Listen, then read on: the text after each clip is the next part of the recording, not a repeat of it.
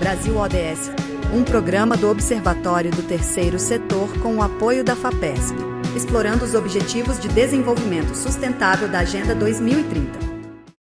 Em 2015, os 193 países que integram a ONU, Organização das Nações Unidas, incluindo o Brasil, aprovaram a Agenda 2030, um plano de ação para o desenvolvimento econômico, social e ambiental, com foco na paz e na prosperidade. O compromisso universal é dividido em 17 Objetivos de Desenvolvimento Sustentável e 169 metas. Olá, eu sou Joel Scala e começa agora o Brasil ODS, um programa do Observatório do Terceiro Setor, com o apoio da FAPESP, a Fundação de Amparo à Pesquisa do Estado de São Paulo. Hoje vamos falar de saúde, com foco em doenças hereditárias. Participam do programa de hoje a professora Kátia de Ângeles, bióloga, coordenadora institucional de pesquisa da Unifesp. Ela é orientadora de pós-graduação na Unifesp e também na Uninove. E também ela é presidente da Sociedade Brasileira de Hipertensão. Professora Kátia, seja muito bem-vinda ao programa. Boa tarde a todos, um grande prazer estar aqui com vocês. Obrigado, Joel, por essa oportunidade. Participar do nosso programa causou muita hipertensão? Não, acho que causa uma satisfação, até um bem-estar da gente poder divulgar um pouco do que a gente vem fazendo em termos de ciência para a comunidade. Acho que isso é muito importante para que todos tenham a noção de que no Brasil a gente gera conhecimento de qualidade e que pode ter um impacto na sociedade de uma forma geral. Mas a nossa sociedade em geral provoca muita pressão alta, né? Ah, sem dúvida. Eu acho que nós vivemos num mundo hoje bastante complicado, né, que tem uma série de hábitos de vida que não são saudáveis, muito estresse, uma alimentação inadequada, uma redução de atividade física, que eu acho que impacta no desenvolvimento de doenças na vida adulta, principalmente. Você tem um estudo sobre o açúcar e a propensão que ele pode causar se nós consumirmos muito açúcar e passarmos doenças para os nossos filhos, né? E ao longo do programa a gente vai conhecer um pouco esse trabalho que você realizou. A nossa outra convidada é a Aline Canhati, que é médica oncologista clínica com foco em câncer hereditário. Aline, seja bem-vinda ao nosso programa. Obrigada, Joel, pelo convite, pela oportunidade de estar aqui hoje. O câncer está aumentando, né? O número de pessoas com problema de câncer no nosso país. Você falava antes do programa que só 10% do câncer tem origem, né? É uma doença hereditária. 90% é causado pela alimentação, pelo meio ambiente, enfim. Esse é um dos grandes males da sociedade moderna? Acho que sim, são os hábitos, né? Os hábitos ruins no contexto de que as pessoas vão vivendo mais, a vida cada vez mais corrida, e isso acaba com que você, para se adaptar, eu acho que nessa correria, muitas vezes tendo opções ruins, né? De qualidade, estresse, uma alimentação, a falta de exercício físico. Acho que nesse cenário, Joel. Quem nos ouve, você diria o que para a gente evitar essa doença? Que ela não é mais fatal, né? Ela é tratável, mas de qualquer forma, sempre contrair câncer é uma coisa desagradável para nós, né? Isso, eu acho que a mensagem é que cada vez mais, eu acho que com um diagnóstico precoce, com o aumento, né, do número de alvos terapêuticos, de cada vez medicações que consigam tratar, o câncer ele vem sendo cada vez mais curável, né? Mas eu acho que investir em bons hábitos de vida, né? Uma alimentação, a prática de exercício físico é fundamental, um exercício físico que previna câncer, é aquele exercício físico que você faça pelo menos 150 minutos de exercício por semana, né? Tome suas vacinas de maneira, conforme o calendário, né, de vacinas, isso é importante. O HPV, ele pode ser prevenido e, consequentemente, o câncer de colo uterino. Além disso, conheça sua história familiar, né? 10% só da causa do câncer que é de origem hereditária, mas se você conhece a sua história familiar, você consegue muitas vezes utilizar desse dado na prevenção, no seu cuidado, né? Então, eu acho que seriam aí as minhas recomendações. No Brasil ODS dessa semana, teremos a participação da nossa colunista Gabriela Chabuca. Ela é especialista no assunto. a nossa parceira de conteúdo, que é um conteúdo, a ONU News de Nova York, sempre com uma matéria especial. E, claro, o nosso momento musical. Fique sintonizado no nosso programa para não perder as atrações do programa de hoje. Nós temos, professora Kátia, voltamos agora. Começar a falar um pouco do seu estudo. O consumo exagerado de açúcar pode causar uma doença hereditária? O que nós temos visto de forma cada vez mais consistente na literatura é que o consumo exagerado de frutose pelos pais, ele pode levar a disfunções nos filhos. Esses dados são mais consistentes ainda por estudos que avaliaram animais, né? Mas já começam a ser mostrados também de uma forma um pouco menos invasiva e mais indireta também em humanos, né? O fato de nós termos consumo, por exemplo, exacerbado de um tipo de açúcar que é a frutose, que é muito usado pela indústria alimentícia para adoçar alimentos, ele tem um efeito transgeracional importante. E esse efeito transgeracional, acho que o que a gente mostra de importante, ele não é só metabólico, ou seja, não é só no açúcar no sangue, não é só na gordura no sangue. Ele acaba afetando também o sistema cardiovascular, e é isso que a gente mostra, talvez, de mais inovador nessa pesquisa que a gente publicou recentemente. Como é a gente identifica uma doença hereditária?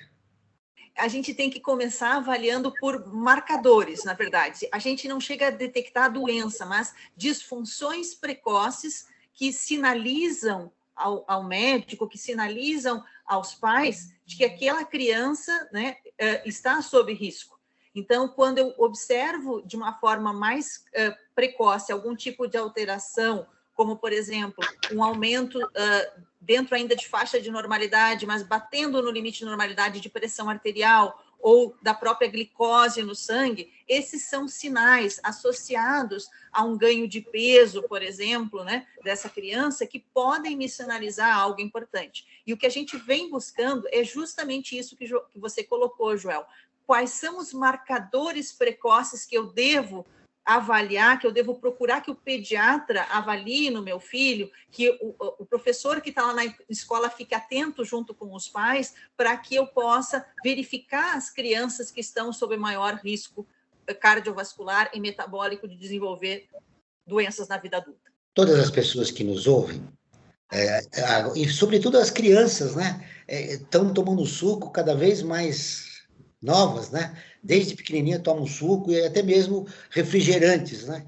Que está à disposição em casa. Que conselhos você daria para as mães para evitar essa frutose?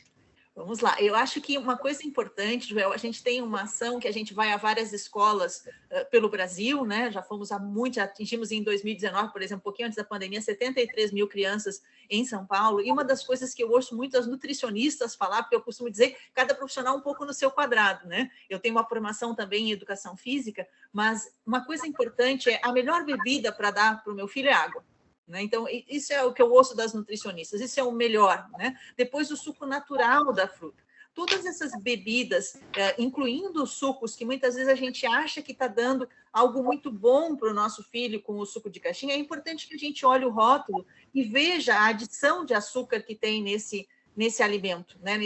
nessa bebida. E as bebidas, principalmente os refrigerantes e alguns sucos, têm uma quantidade de açúcar adicionado muito grande. E a frutose está entre esses açúcares, que foi o açúcar que a gente estudou e que tem um efeito transgeracional importante. O grande perigo é consumir anos e anos, né? Passar de gerações para gerações, né? Sim, sim. E a gente viu que isso realmente acontece se a mãe consome um pouco antes, tem esse hábito, né? E consome durante a gestação, isso passa para a prole, né? Na geração seguinte. Aline, você falou que 10% do câncer é hereditário. Como podemos diminuir a quantidade de doenças causadas pelos pais? Diminuir as doenças causadas pelos pais, eu acho que conhecendo a sua família, né? Identificando esses casos numa consulta, por exemplo. Eu acho que vale os colegas, durante a anamnese, que é a coleta inicial ali da história daquele paciente, se atentar a esse histórico, né? Eu digo como oncologista, você na hora que está coletando aquela história do paciente, se ater, olha, o avô teve câncer, que câncer, em que idade, né? Tumores em que esse padrão hereditário é maior, por exemplo, tumores de ovário, tumores de pâncreas, em que esses 10% são maiores, tá?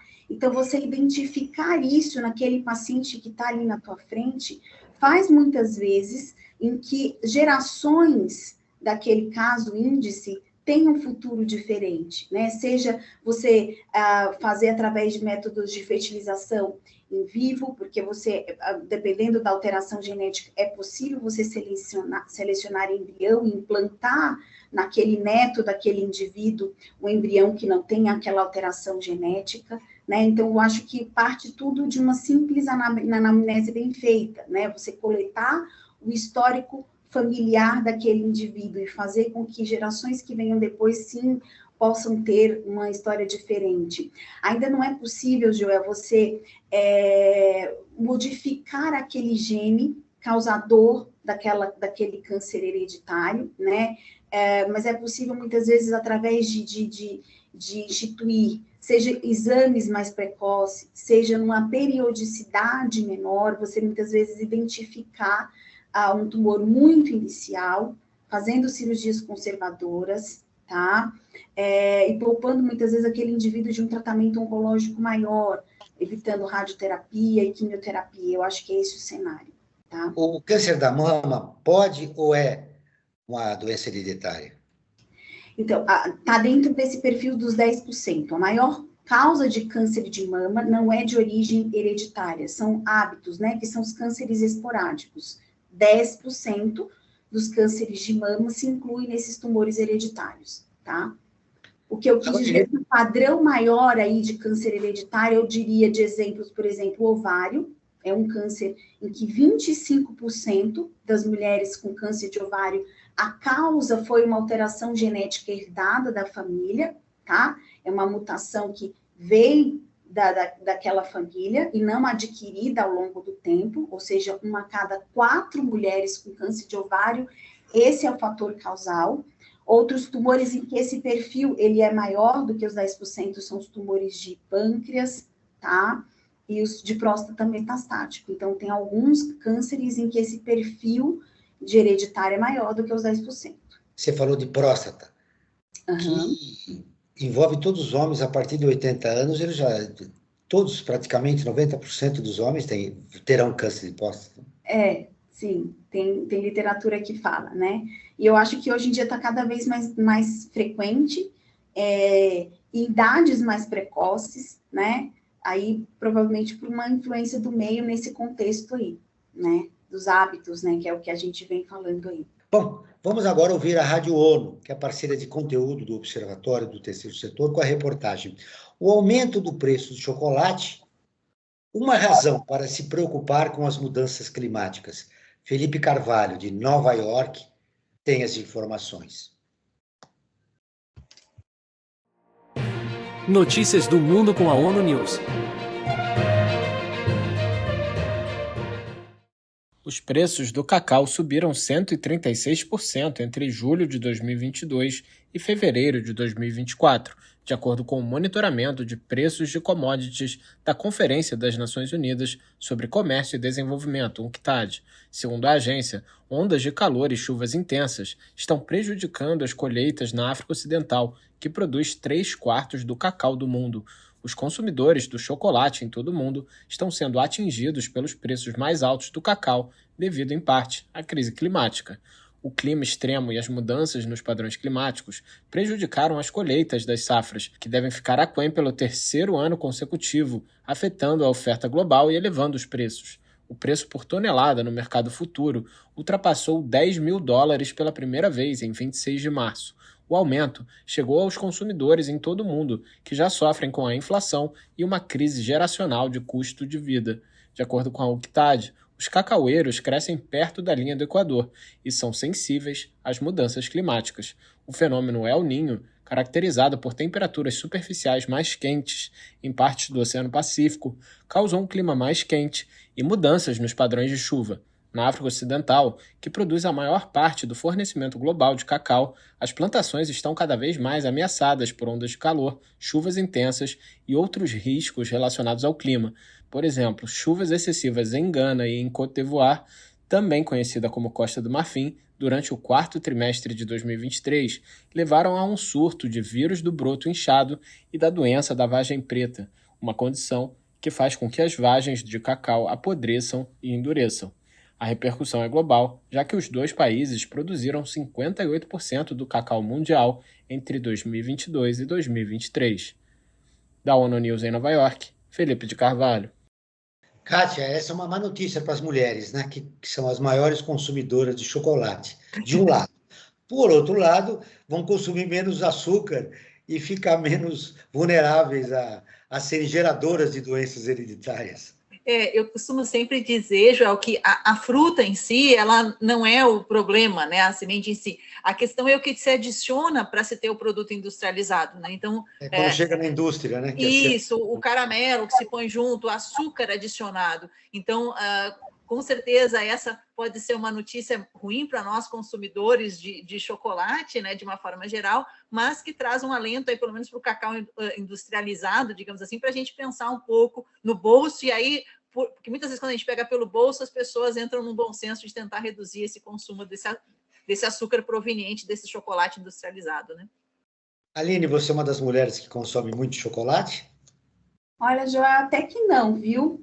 Eu hoje em dia, eu acho que talvez na adolescência, eu vou mais eu dou, né, o prazer, ele tá menos aguçado pro doce. Mas, obviamente, como toda boa mulher, no fim de semana, como um pouquinho. Eu acho que tudo é ponderar, né? A questão é o equilíbrio, né? O equilíbrio. Como se come.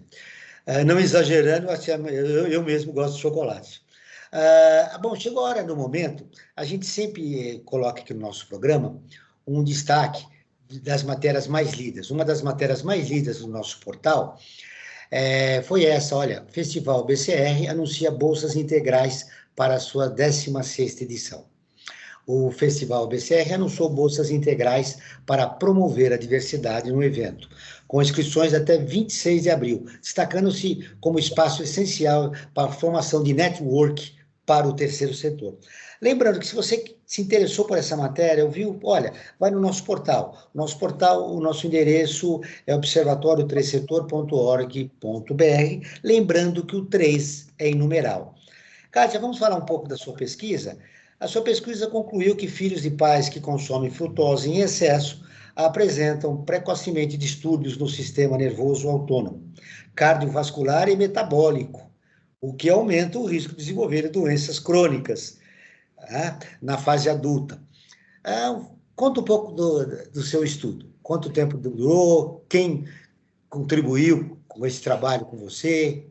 Vamos lá. Então, esse estudo ele foi desenvolvido como parte de um grande auxílio da FAPESP que nós temos, foi desenvolvido por uma bolsista de doutorado, nossa, que é a Camila Paixão, né, foi minha orientanda de doutorado, e nesse processo nós avaliamos animais que consumiram frutose a 10% na água de bebê, muito semelhante à quantidade de frutose ingerida, numa dieta ocidental. Esses pais ingeriram por 60 dias, fizeram o cruzamento, tiveram os filhos, as mães mantiveram o consumo de frutose durante a gestação e a lactação desses filhotes. E a nossa surpresa é quando nós fomos avaliar esses recém-nascidos 30 dias após o nascimento, ou seja, crianças ainda, né, pequenos animais, nós vimos que eles já tinham essas disfunções. E talvez o mais inovador, como eu disse, é o fato deles terem disfunção cardiovascular e autonômica.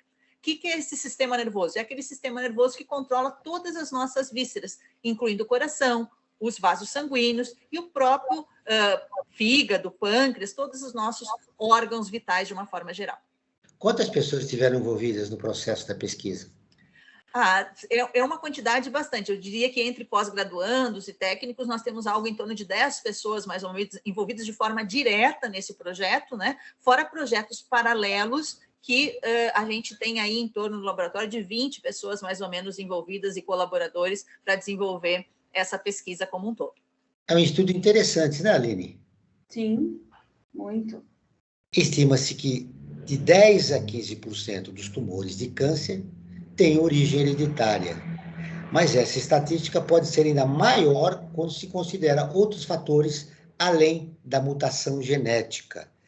Aline, existe uma maneira de se prevenir algum tipo de câncer hereditário? Eu acho que é importante a consulta nesse cenário, Joel, dessa sua pergunta. Se a minha mãe teve câncer de ovário, será que eu vou ter? Eu acho que o mais importante é conheça o seu risco, né? Então, hoje existem exames que, através de estudos de genes supressores de tumor, na sua grande maioria, é possível determinar esse risco, né? Saber se aquele indivíduo ele está dentro de um risco que todos nós temos, ou seja, o risco da população em geral para desenvolver câncer, ou não, ou se esse risco ele é maior, baseado em alterações genéticas adquiridas da família, ou seja, realmente a mãe teve um câncer de origem hereditário, aquela paciente que fez essa pergunta herdou essa mesma alteração genética, e sim, né, você consegue dizer que ela tem um risco maior do que uma mulher da população em geral.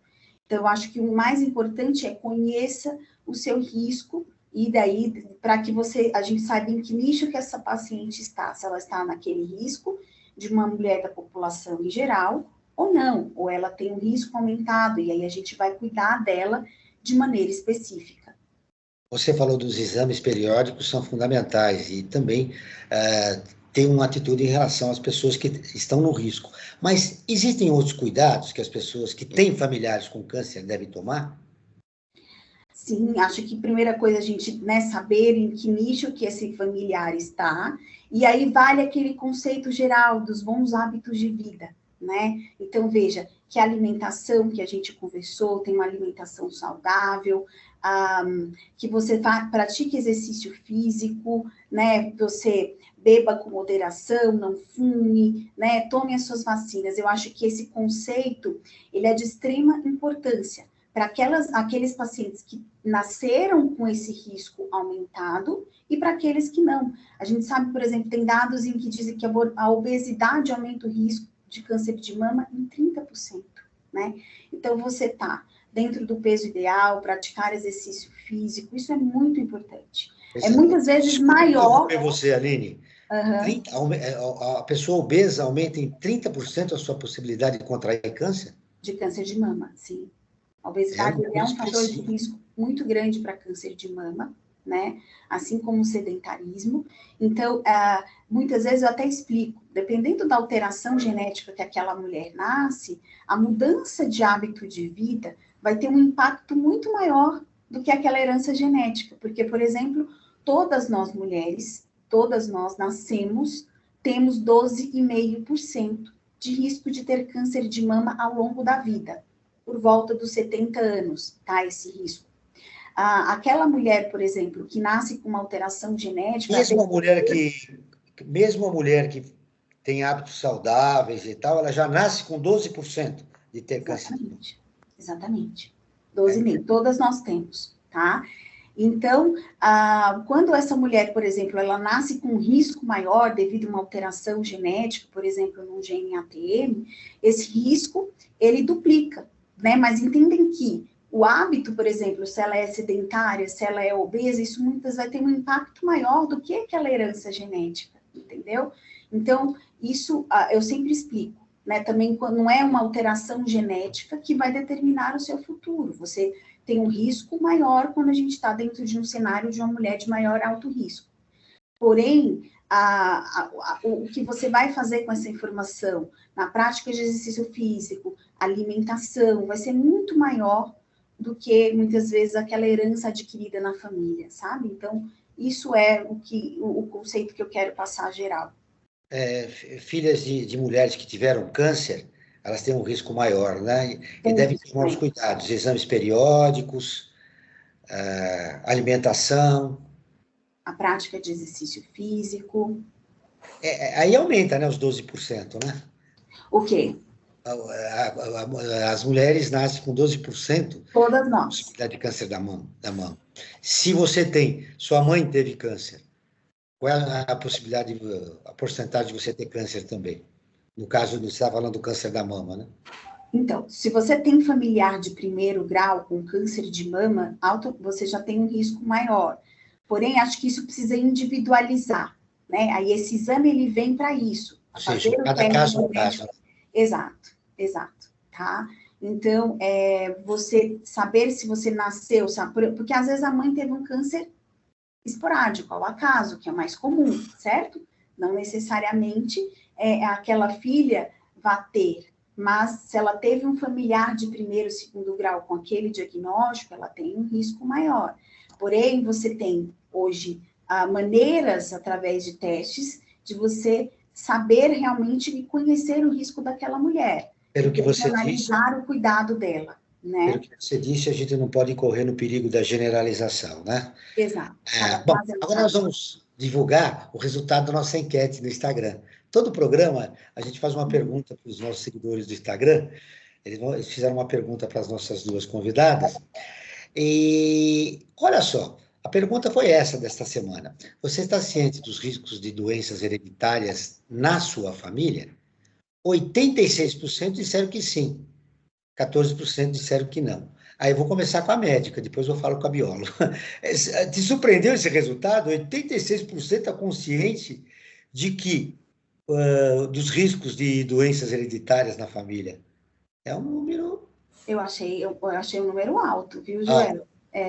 Pela experiência profissional sua, as pessoas, para as mulheres que foram e homens, né, que foram no seu consultório, você daria quanto de consciência quando a família chega diante de você? Daria menos, bem menos, bem menos, né? Eu acho que aí entra dentro de um contexto de conhecer, muitas pessoas, né, vêm de famílias grandes, acabam se perdendo, muitos imigrantes em São Paulo também, que os ascendentes ficaram na Europa, na Ásia, então tudo isso você tem que levar, né, porque para a gente, que a gente conta história familiar com risco para câncer, a gente desenha pelo menos 3 gerações, né? Então, eu sempre, aquele tio eu não tenho contato, eu não conheço meu avô, ficou na Europa ou não. Então, assim, ou muitas vezes você falando de câncer, Joel, tem muito um sigilo, né? Tem isso também. Sim, acho que a minha avó, em relação à doença. Não sei, ela teve aquela doença, né? Aí fica aquela dúvida se teve ou se não teve o diagnóstico. Então, eu achei um número muito alto para falando um pouquinho da minha especialidade. Surpreendeu a médica. Vamos ver a pesquisadora e bióloga. Ficou surpresa também com esse número, 86%?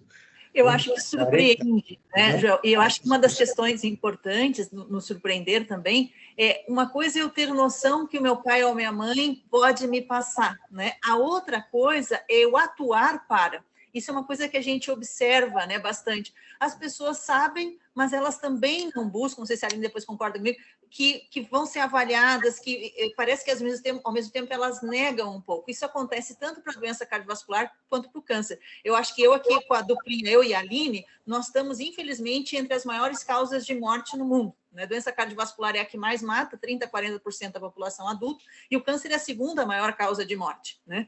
E dentro de doença cardiovascular, hipertensão, né, que eu sou a presidente hoje da sociedade, que esses animais que a gente tratou, os filhos tiveram aumento de pressão, né? A gente sabe que ter pai ou mãe hipertensa aumenta em 30% a 40% a minha chance de desenvolver hipertensão em relação a um filho de pais e mães normotensos.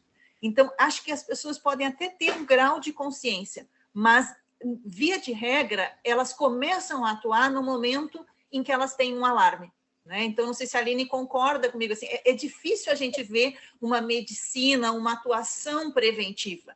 As pessoas, eu costumo brincar e dizer para os meus colegas médicos que trabalham conosco em ações que eles vivem apagando incêndios, né? Porque eles chegam já com o indivíduo acometido, com o indivíduo já com o diagnóstico. Eu acho que o que se fez, e a Aline pode falar melhor, em câncer de mama é algo que tem que melhorar, em câncer de próstata, mas assim, o fato das pessoas fazerem com certa regularidade é algo que tem que ser investigado e tem que ser incentivado, né, pelos órgãos públicos, assim como a gente avaliar mais as crianças dentro do ambiente escolar, porque elas estão o dia inteiro dentro da escola. Então, uma proximidade maior dos profissionais que trabalham na escola, para que se entenda o quanto o sobrepeso pode impactar em doença cardiovascular, em desenvolvimento de câncer, o quanto uma criança estressada pode ativar parte desse sistema nervoso que chama simpático, e isso está relacionado ao desenvolvimento de doenças crônicas, né? O quanto a redução de atividade física é importantíssima para o desenvolvimento de doenças no futuro, é algo que tem que ser alertado tanto para os pais quanto para as crianças que estão dentro das escolas. E a gente quer deixar para os nossos filhos, Joel, para os nossos sobrinhos, para essas pessoas pequenitas que a gente ama tanto, o melhor. A gente quer dar o melhor. A gente quer dar o melhor tênis, a melhor viagem, mas muitas vezes o que a gente precisa é dar um pouco de tempo para preparar uma massa, em vez de 3 minutos, em 7. Você sabe, Kátia, você trouxe uma discussão importante na entrevista de hoje, que é a medicina preventiva, né? 99% das pessoas que vão para um consultório médico já vão comprometidas com algum mal, né? Com alguma doença. A prevenção é fundamental para que a gente evite doenças de uma maneira geral. E essa palavra não tinha vindo ainda, né, na discussão. Foi muito bom você colocar. E você, ouvinte, olha, preste atenção. Medicina preventiva é fundamental. Seja para qualquer doença, para qualquer mal que você possa ter em você ou na sua família. E surpreendeu também a Kátia, 86, sim, contra... Eu posso só acrescentar uma coisa, um dado? Assim, nessas famílias, lembra que eu te falei que tem essas famílias de risco populacional e aquelas de maior alto risco, baseado na herança familiar, né? Mesmo quando eu identifico numa família de maior alto risco, um indivíduo com uma mutação genética, não é incomum que você fala, olha, você tem que chamar os seus pais, os seus irmãos, para virem aqui participar de uma consulta de aconselhamento genético, porque na grande maior parte das vezes eles têm 50% de chance de ter essa mesma informação, e isso vai mudar a vida dele daqui para frente. Não aparecem, tá? Não aparecem. Então, isso não é um dado, mas tem dados americanos... Precisamos de uma mudança cultural, né? Exato. Muitas vezes existem programas de laboratório que oferecem essa testagem genética sem custo, né? E dados americanos falam que cerca de 25% a 15% só desses familiares procuram um médico para poder fazer o aconselhamento e saber se também são portadores dessas alterações genéticas. Por outro lado, Aline, é bom destacar também que na medicina, os novos profissionais estão procurando especialidades mais lucrativas, né? O médico generalista, que, por exemplo, me atendeu alguns anos atrás, não existe mais, né? Poucas pessoas têm acesso. O médico generalista poderia já ter o perfil da família, da pessoa e da família, e poder dar o diagnóstico correto e as orientações que ela precisa.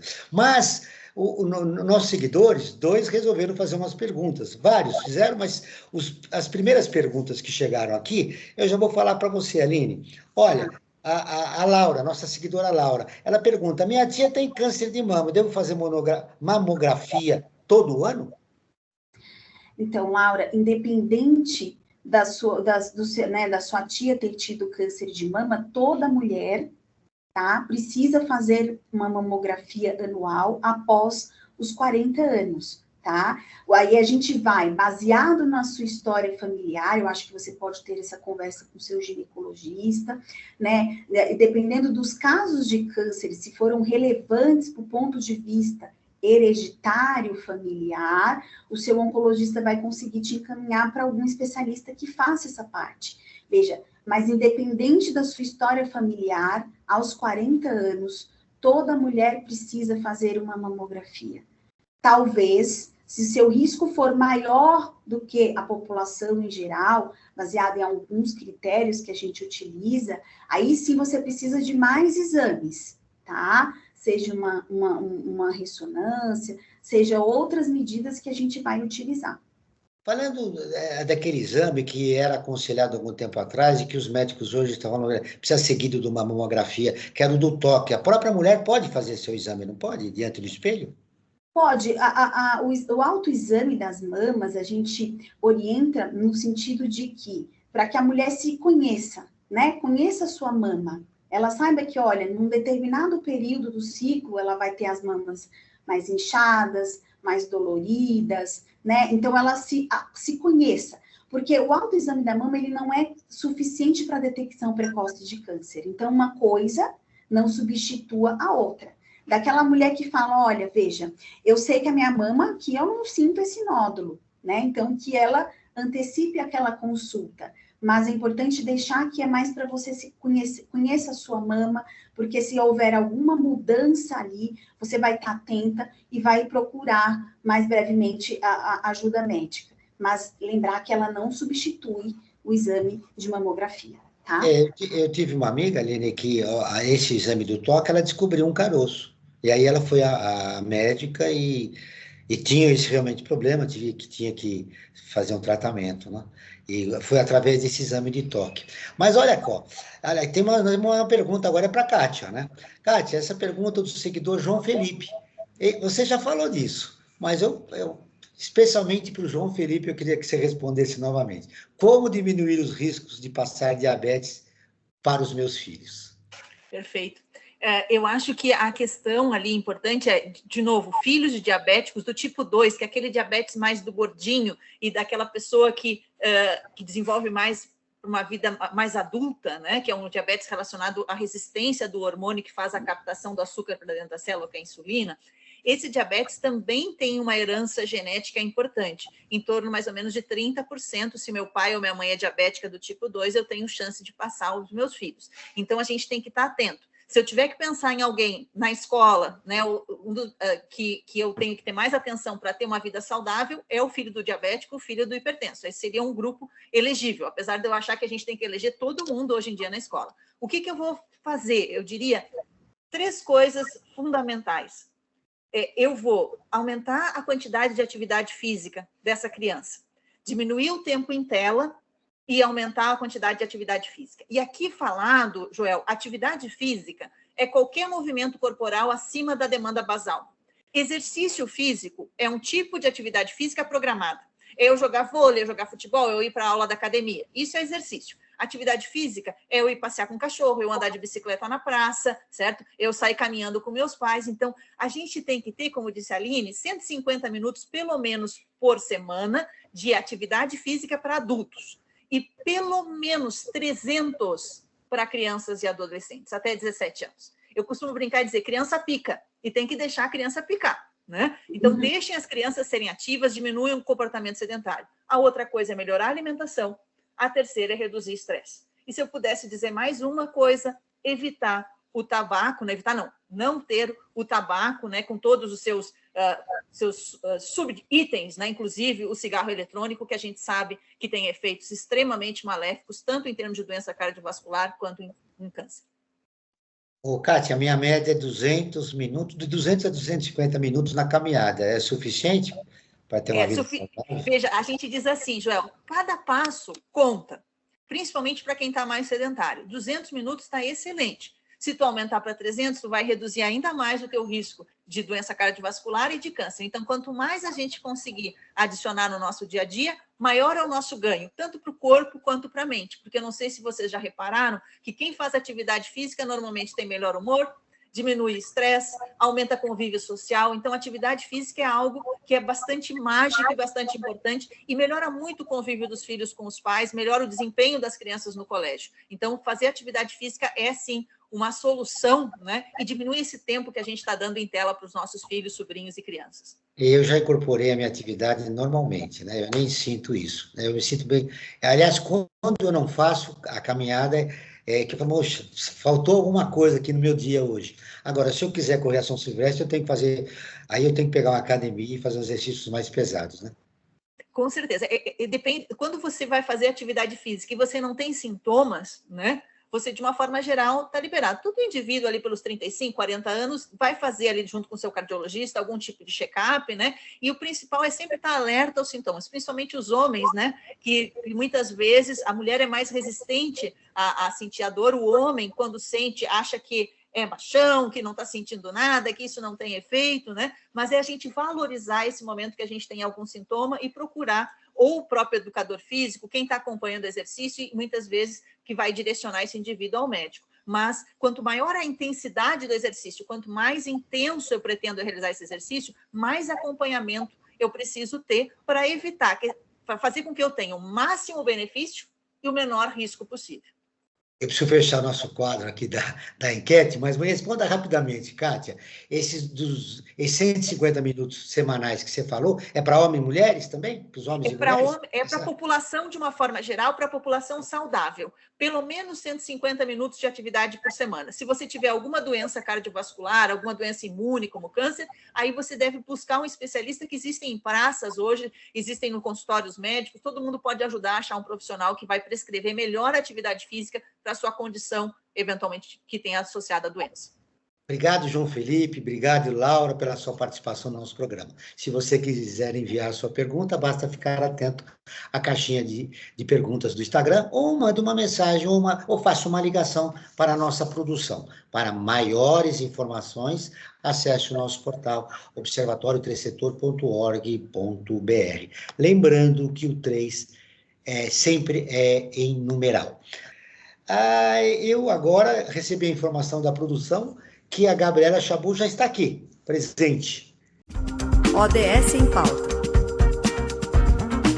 Tudo bem, Gabi? Como é que você está? Tudo certinho, Joel, e com vocês?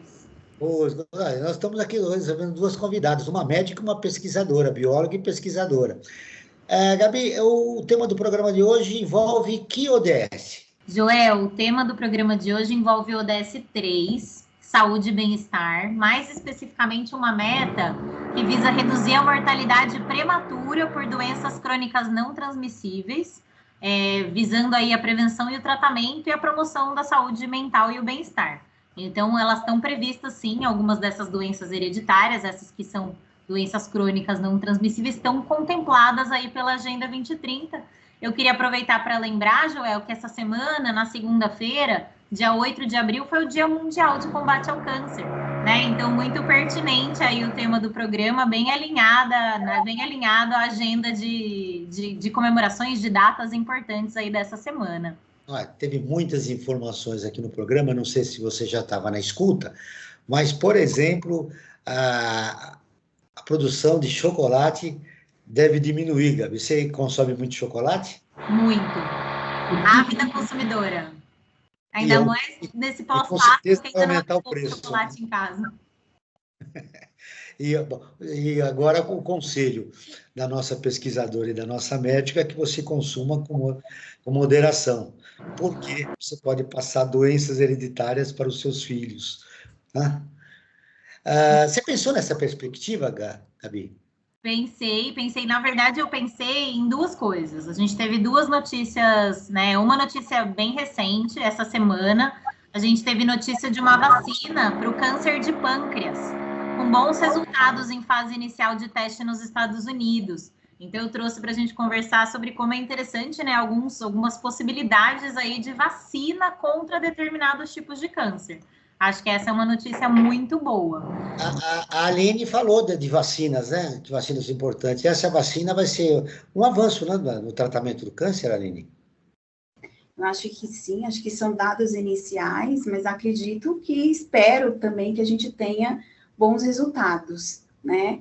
Quando eu mencionei em relação à vacina, mais especificamente eu estava falando já de dados dados concretos na literatura, como, por exemplo, para a vacina do HPV, na prevenção de câncer colo-uterino, né, no câncer canal anal. Então, acho que são tumores preveníveis, e eu acho que toda mãe que está aí online, que tiver seus filhos e filhas com mais de 9 anos, que leve no posto de saúde para que seja vacinada, e no futuro, quem sabe, a gente vai ter uma geração que não vai ter câncer de colo uterino. Olha que bonito isso, né?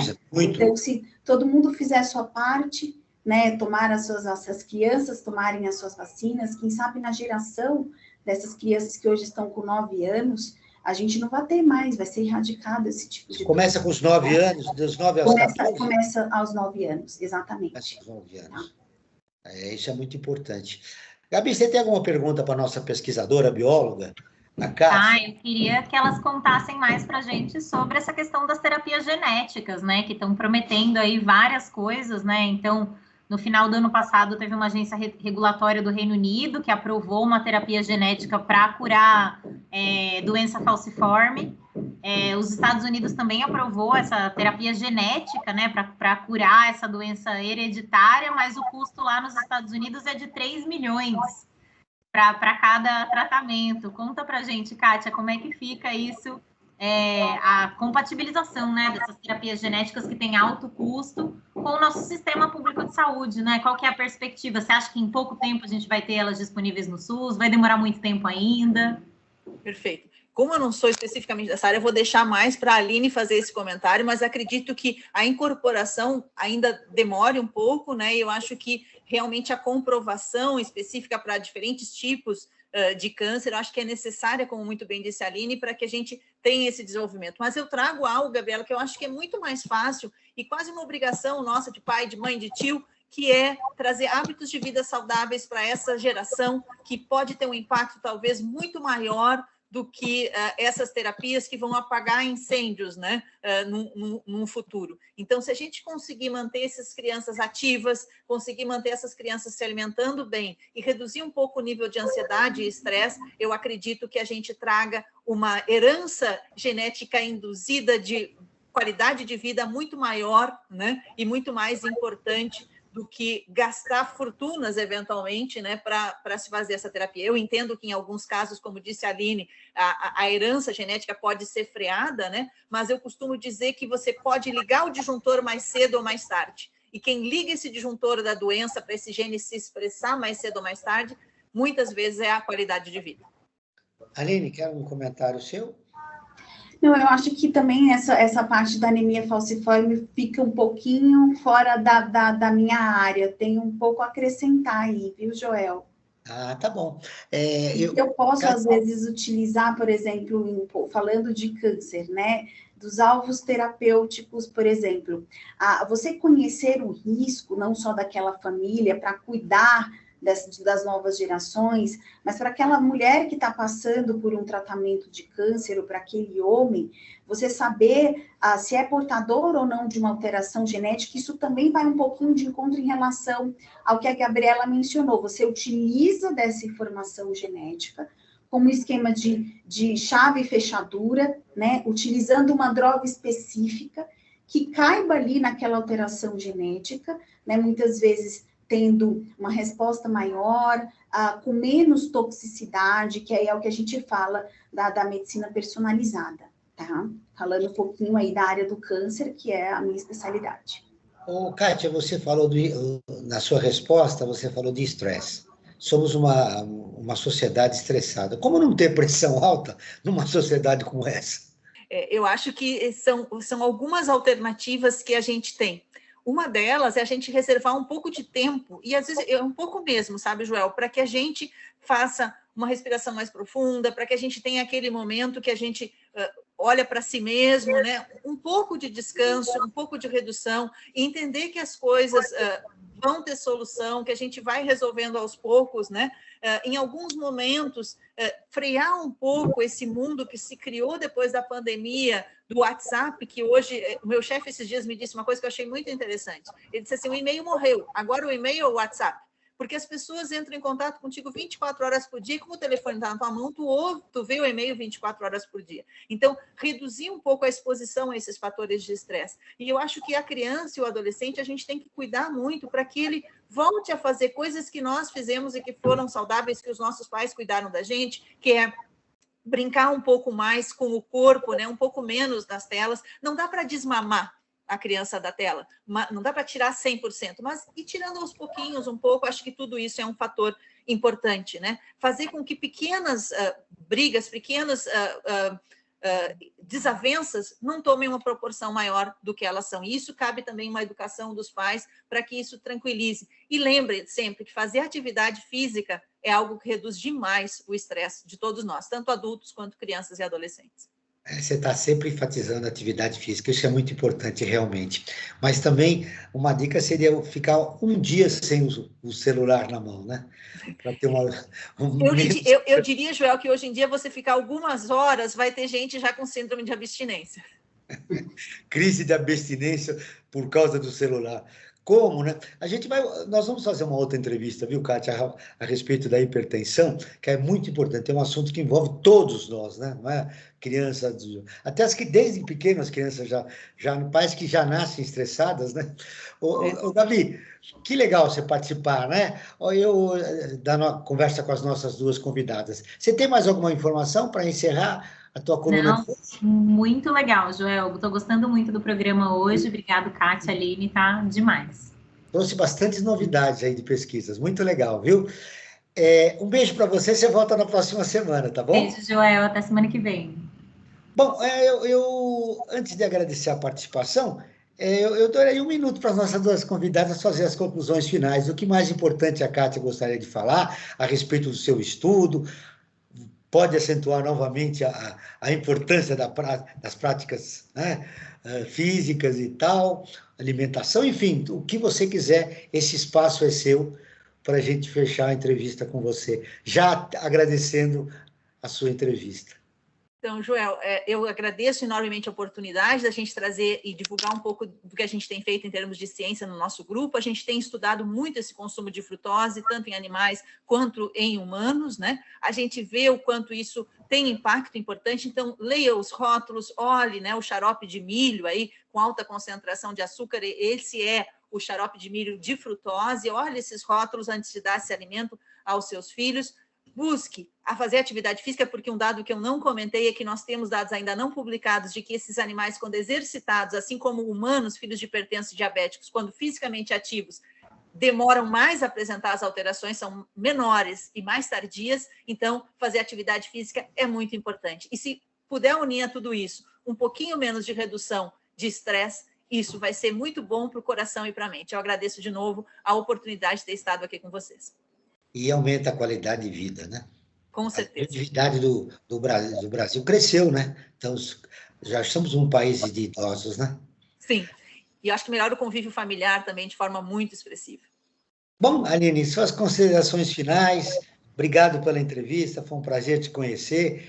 O que você gostaria de deixar registrado a respeito das doenças hereditárias, os 10%, né, das doenças hereditárias que envolvem o câncer de uma maneira geral, alguns conselhos importantes para quem nos ouve, enfim, fique à vontade. Eu quero agradecer, Joel, ao convite, aos ouvintes. Eu acho que se eu puder dar deixar um resumo de tudo que a gente conversou até aqui, que eu acho que é mais ou menos a mesma mensagem que a Kátia passou, é que tenha bons hábitos, né? Tanto para aquelas famílias com maior alto risco para câncer, seja praticando exercício físico, uma alimentação saudável, conheça seu risco, conheça o seu histórico familiar, né? E tudo aquilo que a gente já falou, consulte o seu calendário vacinal, beba com moderação, não fume. Então, eu acho que isso é o mais importante, focar ali na prevenção, na boa prática, né? Na qualidade de vida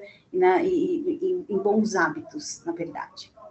Ponto final em mais uma edição do Brasil ODS, que teve o apoio da FAPESP, a Fundação de Amparo à Pesquisa do Estado de São Paulo. Eu agradeço a participação de Kátia de Ângeles, coordenadora institucional de pesquisa da Unifesp. Ela é bióloga e também orientadora de pós-graduação na Uninove e na Unifesp. Ela é também presidente da Sociedade Brasileira de Hipertensão. De Aline Canhati, médica oncologista com foco em câncer hereditário. Não esqueça de seguir o Observatório em suas redes sociais, observatoriotercetor.org.br, sendo que o 3 é sempre numeral. Esse programa foi produzido pela equipe do Observatório do Terceiro Setor. Na próxima terça-feira, às 16 horas, ouça nosso programa Perspectiva, sempre com assuntos importantes da atualidade e do terceiro setor. E ficamos por aqui, sempre na luta por uma sociedade mais justa, solidária, sustentável e tolerante. Até o próximo programa. Brasil ODS, um programa do Observatório do Terceiro Setor com o apoio da FAPESP, explorando os Objetivos de Desenvolvimento Sustentável da Agenda 2030.